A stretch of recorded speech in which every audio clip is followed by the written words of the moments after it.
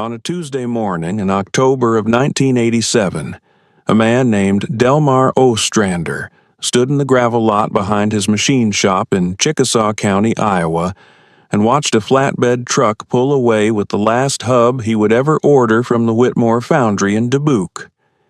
He didn't know it was the last one. Nobody did. The driver waved from the cab window, and Delmar raised 2 fingers off the top of the fence post he was leaning on, and that was that. The truck turned south onto the county road and disappeared behind the tree line, and Delmar stood there another minute, looking at nothing in particular before he went back inside. That hub was a rear wheel hub for a 1952 Oliver 88 row crop tractor, cast iron, 11 inches across the mounting face, weighing 41 pounds, and it cost Delmar $14.30 including freight. He put it on the shelf in the back room with the others, wrote the date and the part number on a strip of masking tape, and stuck the tape to the side of the casting the way he always did. Let me tell you about Delmar Ostrander, because you need to understand the man before you can understand what he did with the next 14 years of his life, and what those 14 years made possible on a February morning in 2001 that nobody in Chickasaw County has ever quite stopped talking about. Delmar was 61 years old in 1987.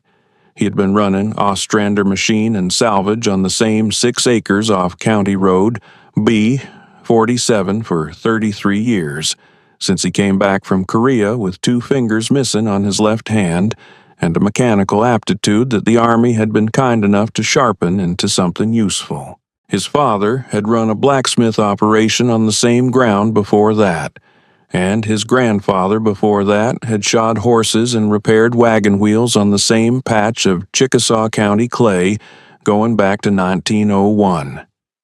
The shop had changed its name 3 times and its equipment a dozen times, but the 6 acres had never changed hands, and neither had the philosophy that governed them. You kept things. You kept them organized. You kept them because the day would come when someone needed exactly what you had, and if you had thrown it away the week before, you were not much use to anybody. Delmar was not a man who wasted words or motion. He was 5'9", broad through the shoulders with hands that looked like they had been carved from the same cast iron he worked with every day. He wore canvas work pants and a flannel shirt in every season, and in winter he added a lined canvas chore coat that had been olive green once and was now the color of field mud. He had a way of standing very still when he was thinking, the way a heron stands still in shallow water, and people who did not know him sometimes mistook this stillness for slowness. They were wrong about that. Delmar Ostrander had forgotten more about agricultural iron than most men ever learned, and he had forgotten it only because his mind was so full of what he still remembered that some of it had to spill over the sides. The machine shop served the farms within a 20-mile radius the way a rural hospital serves a county. Quietly, without fanfare, and with a competence that people only fully appreciated when they needed it most. Delmar did welding, boring, line boring, shaft turning, bearing replacement, and a dozen other operations that kept aging equipment running long past the date when the dealerships had stopped stocking parts for it. He also kept the salvage yard, which occupied the back 3 acres behind the shop, and which contained, by 1987, the stripped remains of over 200 tractors, combines, planters, and pieces of farm equipment going back to the 1920s. Rows of axle housings, stacks of wheel weights, shelves of PTO shafts and hydraulic cylinders and carburetor bodies in varying states of completeness, and, increasingly, hubs. Let me tell you about the hubs, because that is really where this story lives. A wheel hub on a farm tractor is not a glamorous component. It is the cast iron or steel casting that connects the wheel to the axle, and it takes a tremendous amount of punishment over the life of a machine. Mud, corrosion, impact loads, the slow grinding of bearings that have gone dry, the violence of a rear wheel dropping into a ditch at speed, all of it passes through the hub. On older tractors, the hubs were cast iron, thick-walled, heavy, and nearly indestructible under normal conditions. But nearly is not the same as completely, and 30 years of farming will find the limits of nearly every time. Hubs cracked. Hubs stripped their lug nut threads from years of over-torquing by men in a hurry. Hubs corroded from the inside out when water got between the casting and the axle and had nowhere to go. And when a hub failed on an older tractor, an Oliver, an Alice Chalmers, a Minneapolis Moline, a Farmall, the farmer had 3 options. He could find a used one in a salvage yard. He could find a new old stock casting from a supplier who still had them. Or he could park the tractor. Delmar understood this arithmetic better than anyone in Chickasaw County. He had watched the foundries that cast agricultural iron close one by one through the 1970s and into the 1980s, as the farm economy contracted and the old equipment became officially obsolete in the eyes of everyone except the men who still depended on it. The Whitmore Foundry in Dubuque had been one of the last. They had kept casting hubs and axle components for pre-1960 equipment long after it made obvious commercial sense to do so, because the Whitmore family had been casting agricultural iron since 1908, and they understood what it meant to a farmer to keep a machine running. But by 1987, even the Whitmore family had reached the limits of what stubbornness could sustain against economics, and they were winding down. Delmar knew this. He had known it for 2 years before it happened, because he talked to people and he listened, which were 2 skills that served him better than any piece of equipment he owned. He had been ordering hubs from the Whitmore Foundry in increasing quantities since 1985, buying more than he needed for his current customers, filling the backroom shelves with castings wrapped in brown paper and labeled in his precise block handwriting. His wife, Lorraine, thought he was losing his mind. She said so at supper one evening in the spring of 1986, not unkindly, but directly, the way she said most things. She said, "Delmar, you have got $400 tied up in iron that nobody has asked you for yet." He said, "They will." She looked at him for a moment and then went back to her supper, because she had been married to him for 38 years, and she had learned the difference between the times when he was guessing and the times when he knew. He kept ordering. Through 1986 and into 1987, every time a Whitmore truck made a delivery run anywhere near Chickasaw County, Delmar had a standing order waiting. He bought rear hubs for Oliver 88s and 77s and Super 88s. He bought front hubs for Alice Chalmers WDs and WD 45s. He bought the rear axle hub assemblies for the Minneapolis Moline U and Z series that had been the workhorses of the flat corn country north of New Hampton for 2 decades. He bought hubs he wasn't entirely sure he'd ever sell, because the alternative was not buying them, and not buying them meant they would not exist when someone needed them. When the Whitmore Foundry in Dubuque closed its doors in November of 1987, 6 weeks after that last flatbed truck pulled away from Delmar's lot, he had accumulated 247 hubs on those backroom shelves. 247 castings, representing 41 different part numbers, representing the rear and front wheel attachment points for 9 different tractor models that were still being worked every day on farms within 50 miles of his shop. He had spent, over those 2 years of buying, a little over $3,000 on iron that his neighbors considered surplus, obsolete, and mildly eccentric. Now, let me tell you about what the neighbors were doing with their hubs in those same years, because that is the other half of this story, and you need both halves to understand what happened later. The farms around New Hampton and Ionia and Fredericksburg in Chickasaw County were not wealthy farms in 1987. The farm crisis of the early 1980s had hit this part of Iowa the way a hard frost hits a garden, thoroughly and without mercy. Land values had collapsed. Operating loans had come due on equipment purchased at the peak of the boom. Families that had farmed the same ground for 3 and 4 generations had lost it to the banks in foreclosure sales that the county courthouse processed with the grim efficiency of an assembly line. The farms that survived were the ones run by men and women who had kept their debt load manageable and their equipment running through pure mechanical stubbornness. These survivors were, almost without exception, running old iron, not because they preferred it, but because they could not afford to replace it, and because a paid-off Oliver 88 with a cracked hub was still more valuable than a brand-new John Deere with a payment due every month. So they brought their cracked hubs and their stripped hubs and their corroded hubs to Delmar Ostrander's shop on County Road B47, and Delmar fixed what could be fixed and replaced what could not be fixed. And when he replaced them, he reached into those backroom shelves and pulled out a casting wrapped in brown paper and handed it across the counter. He charged fair prices. He charged what the parts cost him, plus a reasonable margin for his time and his storage and his foresight, which he never called foresight because that would have been immodest. He called it having things on hand.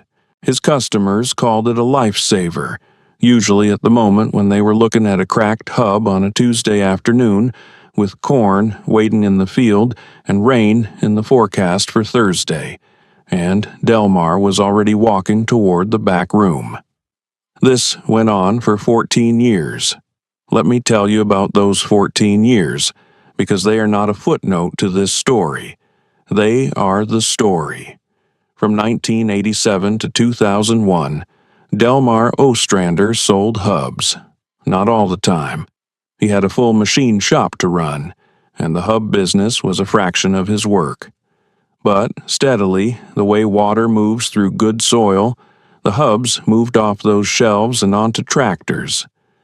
A rear hub for Virgil Gustafson's Oliver 88 in the spring of 1989, when Virgil cracked his original getting the tractor out of a frozen ditch in February and needed it replaced before planting. A pair of front hubs for the Peterson brothers' Alice Chalmers WD-45 in 1991, when they discovered the originals had been corroding from the inside for years and were down to maybe a 1/4 inch of sound metal on the mounting face. A Minneapolis Moline rear hub for old Clement Hassel up on the ridge north of Ionia in 1994. Who had been running his U-Series on the same ground his father broke in 1938 and was not about to stop because of a hub. Each time, Delmar went to the back room. Each time, he found what he needed on those shelves. Each time, he wrote the sale in his ledger in the same precise block handwriting, noted the date and the customer and the part number, and peeled the masking tape label off the casting before he handed it over. The shelf got a little emptier. The ledger got a little fuller. The farmers went back to their fields. By the spring of 2000, Delmar had sold 231 of his original 247 hubs. He had 16 left, representing 7 part numbers, and he had not been able to restock any of them because the Whitmore Foundry had been closed for 13 years, and nobody else was casting that iron. He had tried.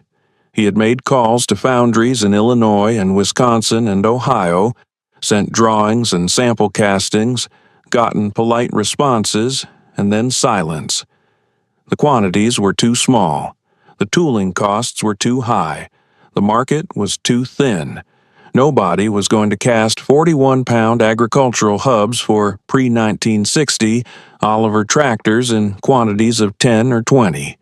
It was not a business. It was a favor, and foundries had stopped doing favors. So Delmar had 16 hubs, and he knew, the way he had known in 1985 that the Whitmore Foundry was winding down, that those 16 were probably all that existed in usable condition within 100 miles. Maybe more. The used ones in salvage yards were the stripped and cracked ones that had been pulled off tractors because they had failed. The good ones were either on tractors or on his shelves, and the ones on his shelves were getting fewer. He stopped advertising them, not dishonestly. If someone came to him and needed a hub he sold it. But he stopped mentioning them to people who were just browsing, stopped putting them in the newsletter he sent to his regular customers twice a year, stopped pointing them out to the dealers and repair shops that occasionally called looking for parts.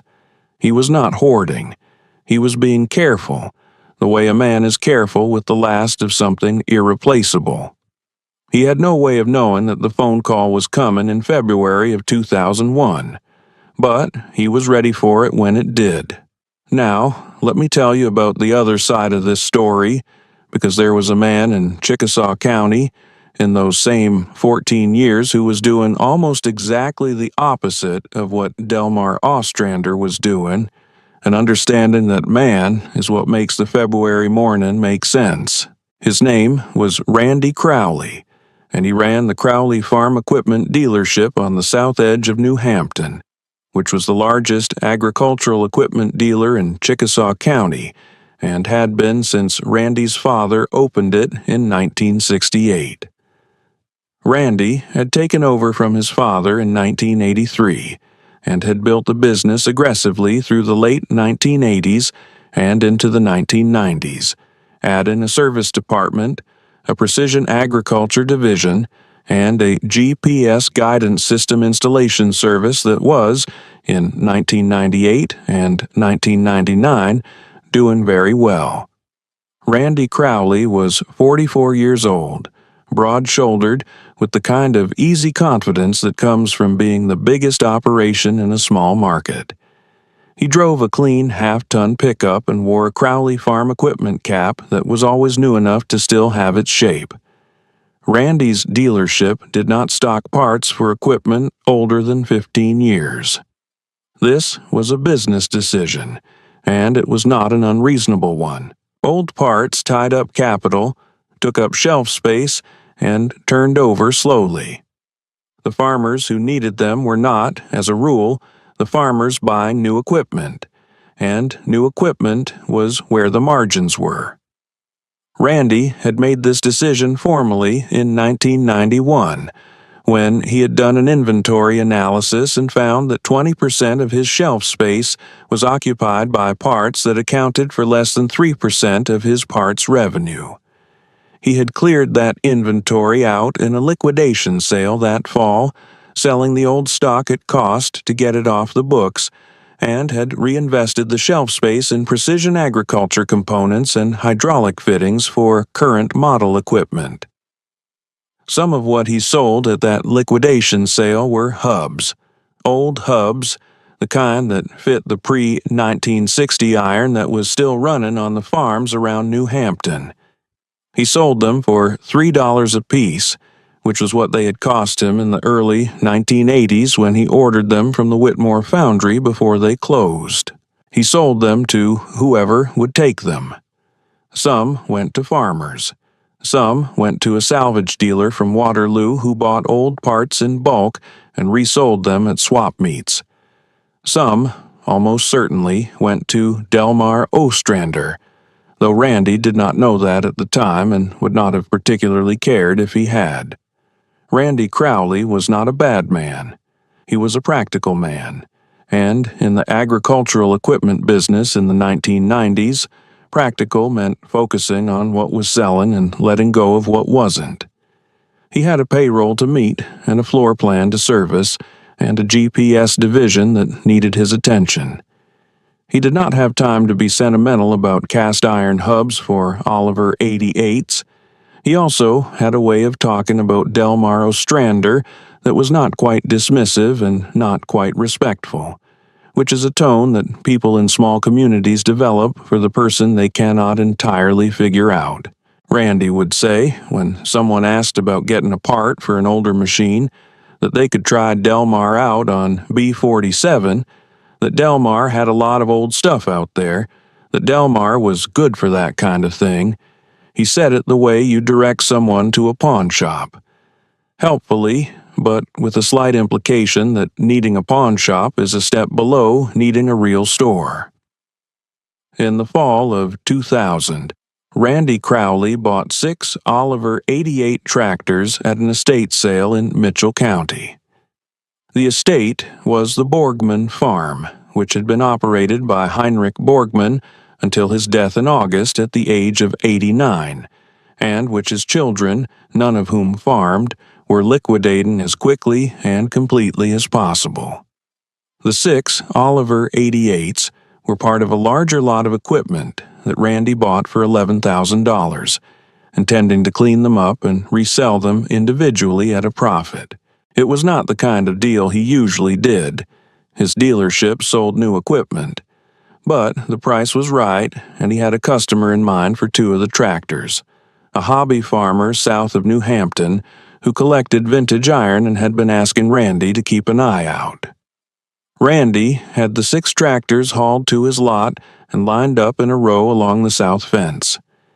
His service manager, a man named Doug Sievert, who had been with the dealership for 11 years, went through them one by one to assess what they needed before Randy priced them for resale. Doug was thorough. He checked compression, hydraulics, steering, brakes, and electrical. He also checked the hubs. 5 of the 6 tractors had hubs in acceptable condition. The 6th, the one that had been Borgman's primary field tractor, the one with the most hours on it, the one that still had mud in the wheel wells from the last time it had been run, had 2 rear hubs that were cracked. Not hairline cracks, full structural cracks running from the lug bolt holes across the mounting face, the kind of cracks that meant the hub was a safety hazard and could not legally or responsibly be put back into service. The tractor was otherwise in remarkable condition. Borgman had kept his equipment with the kind of attention that comes from having lived through the Depression and understanding that a machine you take care of will outlast a machine you don't. The engine was tight. The hydraulics were strong. The sheet metal was straight. But the rear hubs were done. Doug Sievert told Randy Crowley about the hubs on a Monday morning in November of 2000. Randy told him to find replacements. Doug made calls. He called every part supplier in his network, every salvage yard in northeast Iowa, every dealer he knew who handled vintage equipment. He found plenty of people who knew what he was talking about. He found nobody who had the hubs. The Whitmore Foundry had been closed for 13 years. The aftermarket suppliers who had briefly filled the gap in the early 1990s had stopped stocking the parts when demand dried up. The salvage yards had stripped hubs, the cracked and worn ones that had been pulled off tractors because they'd failed, but not sound ones. Nobody had sound Oliver 88 rear hubs, nobody except Delmar Ostrander. Doug Sievert knew this because 2 of his service customers had mentioned Delmar's name in the past year when they'd needed old parts. He drove out to the shop on County Road B47 on a Wednesday afternoon in late November, introduced himself to Delmar, and asked about Oliver 88 rear hubs. Delmar looked at him for a moment with that still heron quality, and then said he might have something and went to the back room. He came back with 1 hub, unwrapped the brown paper, and set it on the counter. It was perfect. Sound casting, no cracks, no corrosion, threads clean. Doug asked how many Delmar had. Delmar said he had a few. Doug asked if he could buy 2. Delmar said he would have to think about it.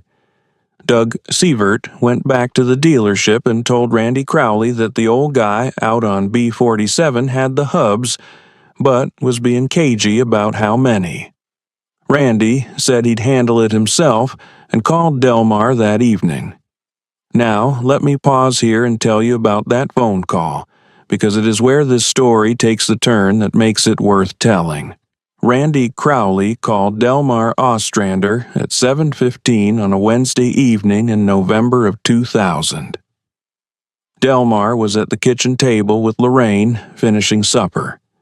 He got up and took the call in the shop, the way he always took business calls, sitting on the stool behind the parts counter with a notepad in front of him. Randy introduced himself and explained the situation with the Borgman tractor. He said he needed 2 Oliver 88 rear hubs, that he understood Delmar might have some, and that he'd like to buy them. He was polite and businesslike. Then he said something that was also polite and businesslike, but that contained, underneath its politeness, a particular kind of assumption. He said he assumed Delmar had more than he needed, given that the market for that kind of part was pretty thin these days and that he'd be happy to take them off his hands at a fair price. Delmar wrote something on the notepad. Then he said, "I've got 3 of that number." Randy said, "Great, I only need 2. Delmar said, "I know.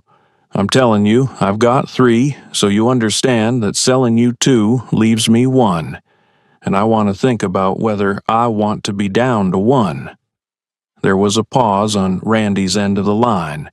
Then Randy said, with the slightly strained patience of a man accustomed to transactions proceeding more directly, that he understood, and that he'd pay a fair price, and that he didn't think Delmar would be selling many more Oliver 88 rear hubs at this point, anyway, given that the tractors were 50 years old. Delmar said, "That's an interesting way to look at it." Randy said, "What do you mean?" Delmar said, "You've got 6 Oliver 88s on your lot right now. You told me one of them needs rear hubs. I'm wondering about the other 5. There was another pause. Randy said the other 5 had been checked and were fine. Delmar said, "Checked how?" Randy said his service manager had gone through them. Delmar said, "Cast iron cracks from the inside out sometimes. You can't always see it from the outside."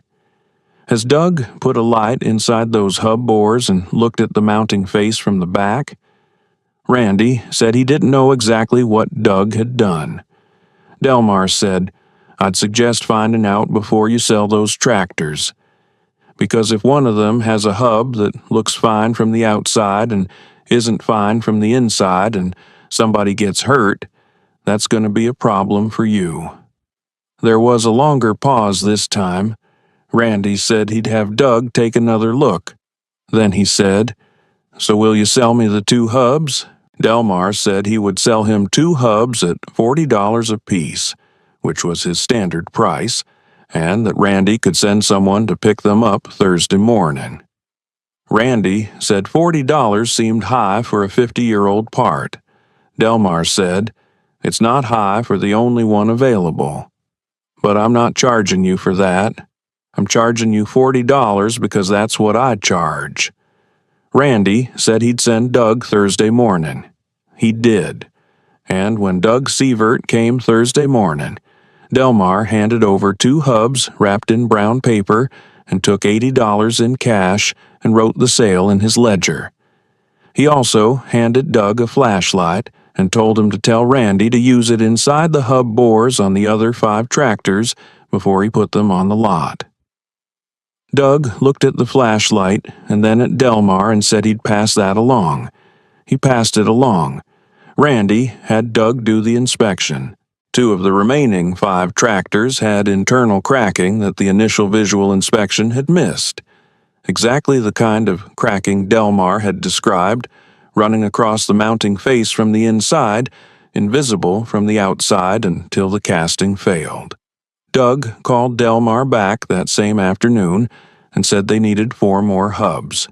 Delmar said he had one of that number left and 2 of a related number that would require machining to fit, and that was all he had. Doug said, "What about the other tractors?" Delmar said he didn't have hubs for those.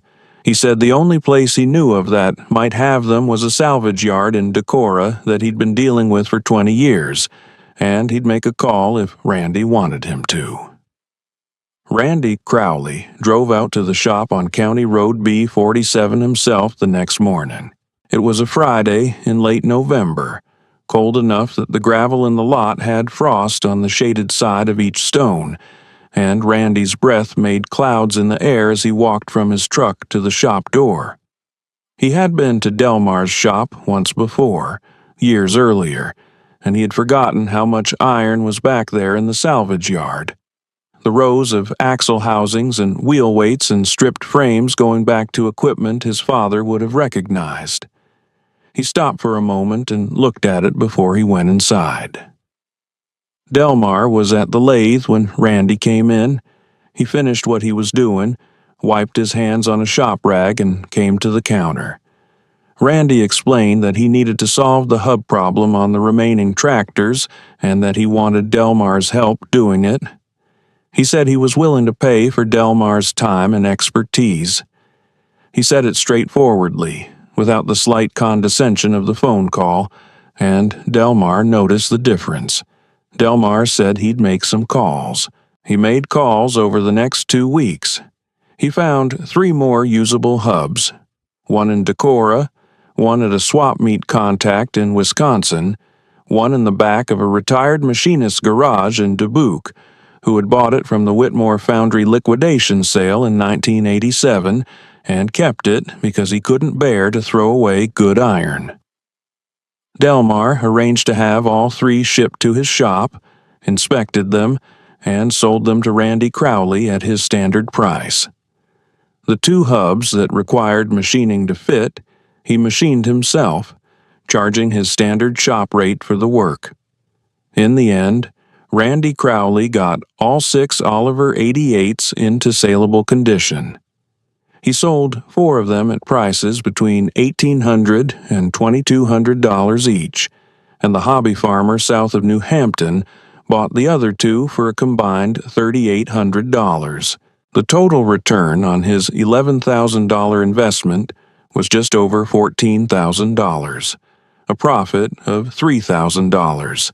And it was a profit that would not have existed without Delmar Ostrander's backroom shelves and his 20-year network of people who kept things. But that is not the part of this story that people in Chickasaw County still talk about. Let me tell you about the morning in February of 2001, because that is the part that people still talk about. It was the 2nd week of February, a Thursday, and the temperature had been below 0 for 4 days running. Delmar was in the shop doing paperwork when the phone rang. It was a farmer named Emmett Lindgren who ran 600 acres of corn and soybeans north of Ionia and had been a Delmar Ostrander customer for 20 years. Emmett was not a man who panicked, but his voice on the phone that morning had an edge to it that Delmar recognized as controlled urgency. Emmett said he had a problem. He said he had an Oliver 88 that he used exclusively for his grain auger in the winter, running the PTO to move grain from the bins to the truck, and that the rear hub had cracked overnight, he thought from the cold, and that he had a grain buyer coming on Monday morning to take delivery of 12,000 bushels of corn, and without that auger running he could not move the corn, and if he could not move the corn on Monday, he was going to lose the sale because the buyer had a full schedule and could not reschedule until April, and April was too late because Emmett needed the cash from this sale to make his operating loan payment in March. Delmar listened to all of this without interrupting. Then he asked Emmett what the hub number was. Emmett read it off the cracked casting. It was the number of the 1 hub Delmar had left, the one he had kept back when he sold Randy Crowley 2 of his 3. Delmar said, "I've got one." Emmett said, "One is all I need." Delmar said, "I know. Come get it this afternoon." Emmett Lindgren drove to the shop that afternoon, paid $40 for the hub, drove home, and had his son help him install it that evening in the unheated machine shed with trouble lights hung from the rafters and their breath fogging in the cold. The installation took 3 hours. On Monday morning, the grain buyer arrived at 7 o'clock. The Oliver 88 started on the second pull of the rope, and 12,000 bushels of corn moved from Emmett Lindgren's bins to the buyer's trucks over the course of 6 hours. The sale was $41,000. Emmett made his loan payment in March with 11 days to spare. He called Delmar the following week to tell him this, because he thought Delmar should know. Delmar said he was glad it worked out. Emmett said he didn't know what he would have done if Delmar hadn't had that hub. Delmar said, "Well, I had it." Emmett said, "How long have you had it?" Delmar said, "Since October of 1987. Emmett said, "You've been holding that hub for 14 years. Delmar said, "I've been holding it until somebody needed it." Emmett said, "How did you know somebody would need it?" Delmar said, "I didn't know who. I just knew somebody would." Now, let me tell you about what happened after, because this story has a shape that goes beyond one hub and one Monday morning grain sale, and you need to see the whole shape to understand what Delmar Ostrander actually built in those 33 years on County Road B47. Word got around, the way word gets around in a county of 12,000 people, where everyone knows everyone's equipment problems. The story of Emmett Lindgren's hub and his $41,000 corn sale made its way through the coffee shops and the co-op and the grain elevator and the implement dealer's waiting room, the way useful stories always do in small communities, because useful stories are currency and people spend them freely. People who had not thought much about Delmar's salvage yard or his backroom shelves began to think about them differently. The man, who had been quietly described as good for that kind of thing, began to be described as the man who had the part when nobody else did, which is a different description entirely and carries a different weight. Randy Crowley heard the story too. He heard it at the co-op in early March, from a farmer who had heard it from Emmett's neighbor, and he stood at the counter with his coffee and listened to it all the way through without saying anything. Then he drove out to County Road B47 for the second time in 3 months. Delmar was in the yard when Randy pulled in, moving some axle housings with the shop's old Ford loader tractor.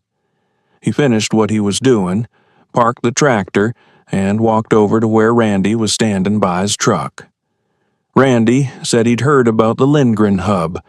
Delmar said he'd heard. Randy said he wanted to ask Delmar something. He said, "How many other parts do you have back there that nobody knows about?" Delmar looked at him for a moment. Then he said, "All of them?" Randy said, "What do you mean, all of them?" Delmar said, "I mean, every part back there is a part that somebody doesn't know I have until they need it. That's how it works. You don't know you need a part until the one on your machine breaks, and then you need it immediately, and if nobody has it, you're in trouble.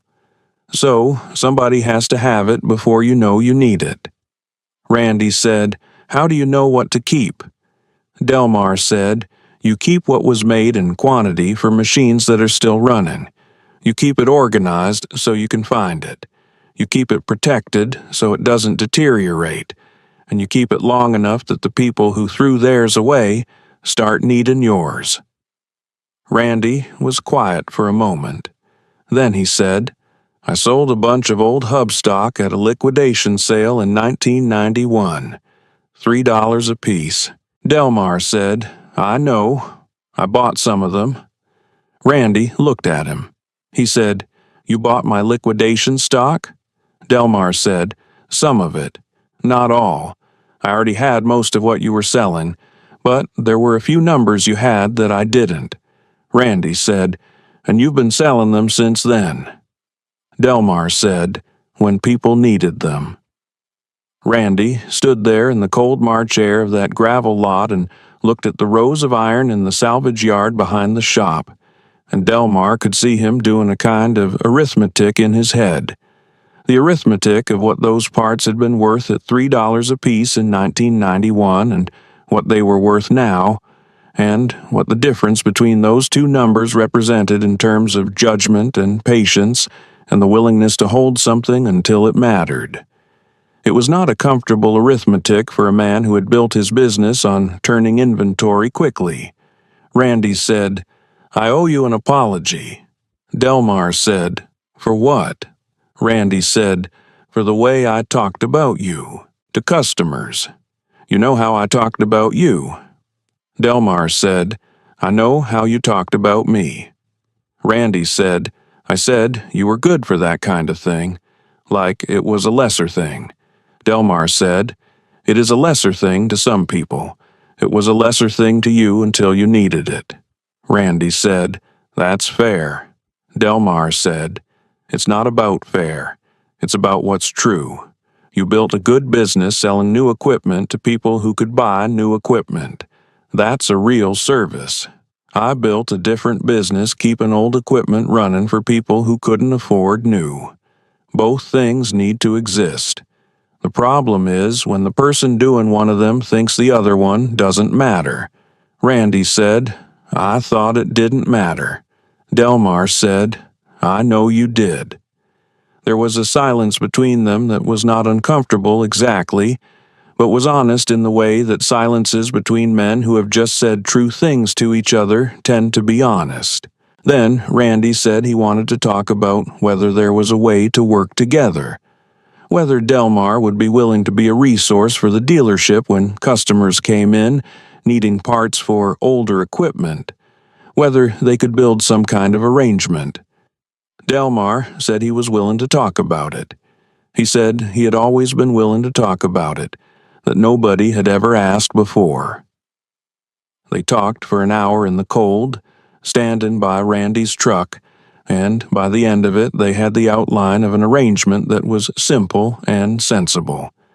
Randy's service department would call Delmar first when a customer needed a part for equipment older than 1965, and Delmar would tell them honestly whether he had it or could find it, and if he could, he'd supply it at his standard price with a modest finder's fee to the dealership for the referral. It was not a formal partnership. It was two men in a county deciding to stop working around each other and start working with each other, which is a thing that should probably have happened 15 years earlier and didn't, because one of them had not yet needed the other badly enough to ask. The arrangement worked. Over the next several years, Randy Crowley's service department sent Delmar Ostrander a steady stream of customers with old equipment parts needs, and Delmar supplied them with the same quiet competence he had always supplied his direct customers, and the dealership's reputation for being able to help with older equipment improved, and Delmar's shop got busier. It was not a transformation. It was a correction.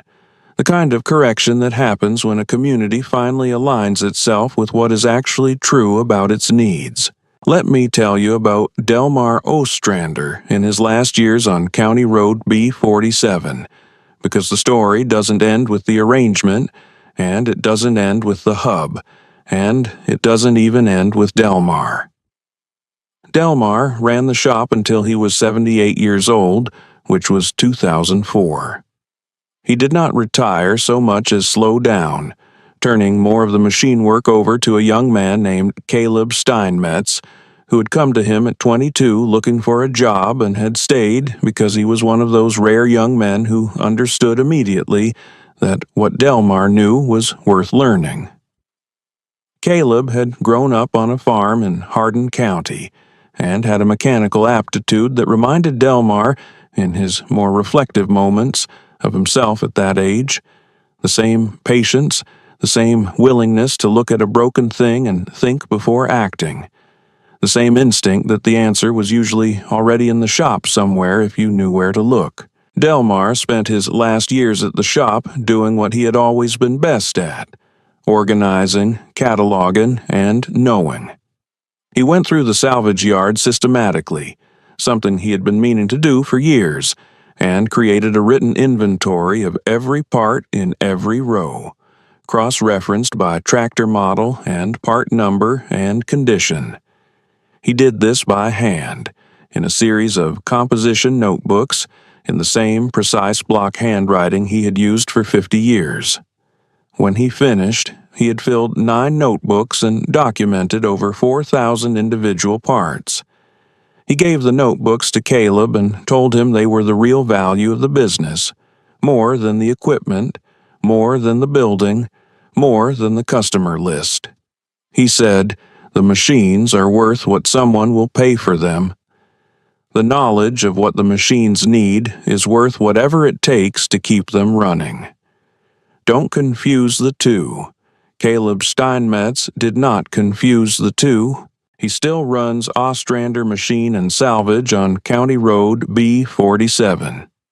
The sign out front still says Ostrander, because Caleb understood that the name was part of what people were coming for, and changing it would have been like changing the address of a church. The 9 composition notebooks are in a fireproof cabinet behind the parts counter. The salvage yard is larger now than it was when Delmar ran it, because Caleb has the same instinct for keeping things that Delmar had, and he has had 20 years to act on it. Delmar Ostrander died in the spring of 2009 at the age of 83, in the house on the same 6 acres where he had worked for 55 years. Lorraine had died the year before, and the people who knew them both said that Delmar had spent his last year with a quietness about him that was different from his usual quietness. Not sad exactly, but finished, the way a field looks after the last harvest of the season when everything that was going to grow has grown and been taken in. His funeral was at the Methodist Church in New Hampton, and the parking lot was full of pickup trucks, and several of the men who came had driven more than an hour because they had needed something from that shop at a critical moment, and Delmar had had it, and they thought that was worth an hour's drive to say goodbye. Randy Crowley came. He sat in the 3rd row and did not speak at the service, but afterward, in the church basement over coffee, he told Caleb Steinmetz a version of the story about the November phone call and the Oliver 88 hubs and the flashlight and the February morning and Emmett Lindgren's corn sale. He told it carefully, getting the details right. The way you tell a story when you want the person you're telling it to understand that it matters. Caleb listened without interrupting. When Randy finished, Caleb said, "He told me about that. He said it was a good example of why you keep things." Randy said, "He was right." Caleb said, "He usually was." There is an Oliver 88 tractor that sits in the back corner of the salvage yard at Ostrander Machine and Salvage, under a corrugated steel lean-to that Caleb built to keep the weather off it. It is not for sale. Caleb will tell you, if you ask, that it was the first tractor Delmar's father bought new in 1952, and that it has been on those 6 acres ever since, and that it still runs. He will tell you that the rear hubs on it are original castings from the Whitmore Foundry in Dubuque, poured in 1952, still sound, still true. He will tell you that every few years someone offers to buy it, and every time he says no, and that he says no for the same reason Delmar said no to things, not because he doesn't know the price, but because he knows the value, and they are not the same number. The 9 composition notebooks are still in the fireproof cabinet.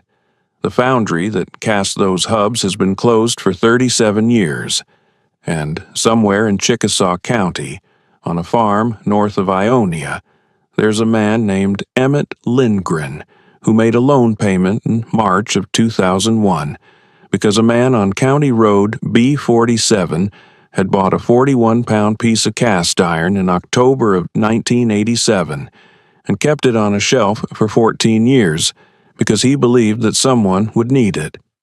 He was right. He was always right about that. Some things don't become obsolete. They just wait on a shelf in a back room, wrapped in brown paper, labeled in block handwriting, until the morning someone needs them badly enough to make the call. And some men spend their whole lives making sure that when that morning comes, the answer is already there. That's what Delmar Ostrander built on those 6 acres.